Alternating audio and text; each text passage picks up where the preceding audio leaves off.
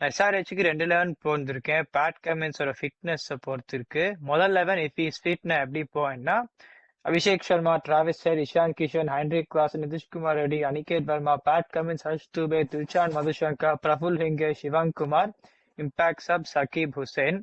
இது எப்படின்னா சகீப் ஹுசேன் போன மேட்ச் 4 விக்கெட் எடுத்தார். ஒருவேளை அவரை ஸ்டார்ட் பண்ணலாம்னு நினைச்சா ஆனா 3 ஓவர்சீஸ் பிளேயர்ஸ் விளையாடிடலாம். And one of Ravichandran or Salil Arora அவ சில சமயம் விக்கெட் போர்ச்சே பேட்ஸ்மேனை இறக்க பாக்குறா. அதனாலதான் போயிருந்திருக்கேன்.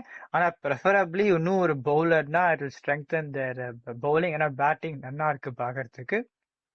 பேட் கமின்ஸ் நம்பர் 7ல பேட்டிங் விளையாடலாம். Harsh Dubey can bat at number 8. Ishan Madushanka அப்பதான் சைன் பண்ணியிருக்கா. அந்த நியூ பால் அட்டாக்கை கேன் ஸ்ட்ரெங்தன். ஸோ ஒருவேளை பேட் ஃபர்ஸ்ட் பண்ணி ரன் வந்துருத்தோம்னா then they can sub in an extra சீவனுங்கிறதுனால அப்படிதான் நான் போவேன். ஒருவேளை அவர் ஃபிட்டா இல்லைன்னா சலீலோரா நம்பர் 7, துஷான் மதுசங்கர் விளையாடிடலாம். அப்புறம் சகீப் ஹுசேனை உள்ள கொண்டு வந்துடலாம். ஸோ இப்படிதான் நான் பண்ணுவேன். ஆனா டாஸை ஜெயிச்சா பேட் ஃபர்ஸ்ட் தான் நான் பண்ணுவேன்.